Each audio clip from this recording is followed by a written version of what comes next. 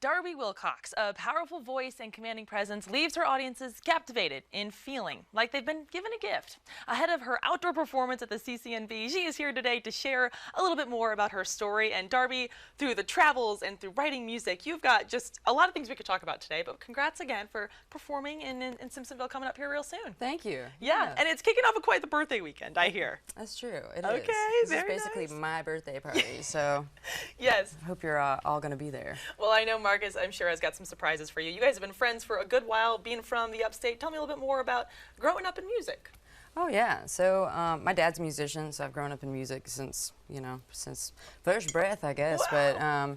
But yeah, so I started writing songs when I was around 12 or 13, and taught myself how to play guitar, and wanted to pursue music and be a songwriter. And so when I turned 18, I moved from Anderson to Greenville, and so I've been in Greenville for the last 20 years or so, and just really been pursuing just being authentic and playing music and being unapologetically present with myself and doing what moves me, but also being able to be part of a community that is very diverse and it's cool. I really love being in Greenville. Yeah. I'd say. Well, creating community and also being a part of community is, I think, a huge part of being a local artist, right? You're building your brand, and Babes supporting Babes, you're very big on that. Absolutely. So is that a part of the brand that was from the jump? Has that become something, a new development? I think it was like a subtle thing from the start, because I really believe that we rise stronger together, and it's always more fun when you have people doing things with you versus you doing things by yourself. Yeah. So I would say that that's something that has been really important to me, throughout my career, but also just in the last since 2018 or so, Babetown kind of became like a thing, where I was like, what if I go to a market that I don't have any presence there, and like, how can I put together a cool show that people would show up for, but that would be something that would be fun for the community? So for instance, like in Colorado, I had hit up a lady who is an amazing hairstylist, and I was like, hey, I would love to maybe play a show. Have you ever done, a pop-up where maybe you could do someone's hair on stage while I'm playing, and then like we could have food trucks, and then maybe there'll be a vintage shop there and a photographer. So as you're doing people's hair, then they could go find a cool outfit, and then they could go get a really great photo done, and then it's all kind of like a symbiotic thing where it's all kind of like supporting each other. So Baytown kind of started with things like that, where people that just were down to get weird and do things that were not maybe their normal thing. Yeah. But it sounds like you're creating art with other artists, and that really just fuels so much creativity. When do you feel the most creative? When those moments where you feel like you're on like a writer's just like high? Usually when I'm super sad. Okay. Or when I've been traveling a lot, like I've been feeling a lot of pull to sit down and write after this little tour run I did last week, and just getting out and having different perspectives kind of brings a light to wanting to write about things. And I typically write from a very personal perspective, where instead of it just being kind of like more imaginative. So it's kind of like a lot of my stuff are like letters or journal entries, if you will. Well, one thing I love about you are an open book. Your Instagram is it's vulnerable for your emotions, but it also is so tongue-in-cheek to just the trials of life that we all go through, and you make so much fun of that. So, I mean, like you said, a lot of your real-life stories, influenced your music, and I'm sure travels too. Any stories that stand out as far as like truly just like shock and awe, or just like, I can't believe this happened to me, that you always have in your back pocket? The murder hotel from this last this last tour run was pretty bold, I would say, as far as like experiences go. You go on Priceline, you think you're gonna get a great spot, and you're like, $70, all right, cool, I can do that. And then you show up and you're like, wow, this place is abandoned, and I might get murdered here. So I think the venue should really be giving you an extra hug. If you show up and you're alive, no stab wounds, nothing like that. Right, exactly.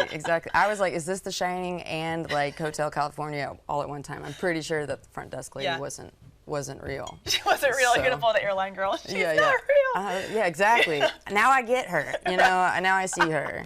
Well, I can't wait to hear the song that comes from this moment. Right. I'm really excited. But you do have a song you're gonna be singing for us today. It's not you. Tell me a little bit more what people will feel, will see, and hear. It's Not You. I wrote it kind of in the midst of a breakup, and I was trying to take a lot of responsibility for myself, I guess, in some ways, but also not. And I just wanted to have like an outlet to be giving my attention to other people versus like dealing with myself. And so it's a lot of battling with like internal demons and but then also just like how tough it can be when you break up and the low blows that people dish out to you, and you're like, man, we do care about each other still, but yeah. Yeah, it's funny to see how the heart hurts and how that looks. So I'm excited to hear a little bit more about how that comes to life in your song.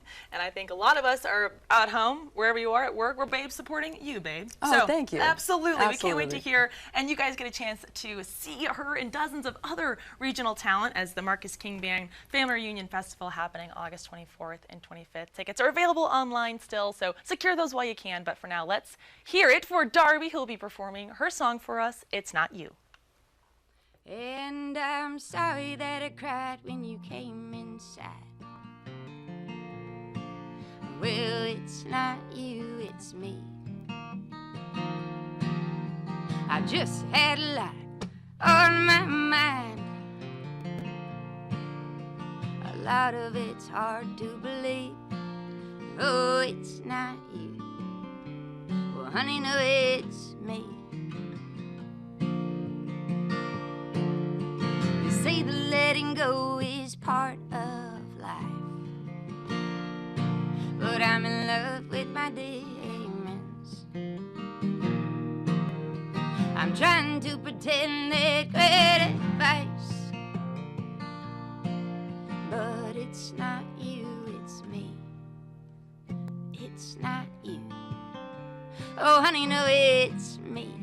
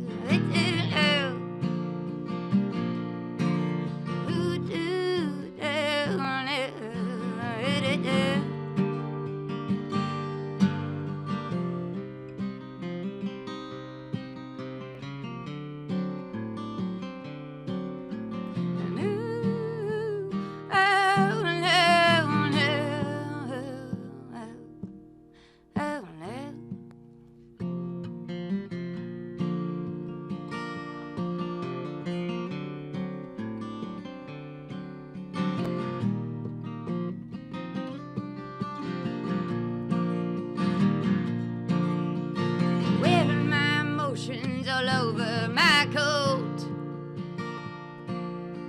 You know it makes me crazy when you shoot down low. But it's not you, it's me. It's not you. Oh, honey, no, it's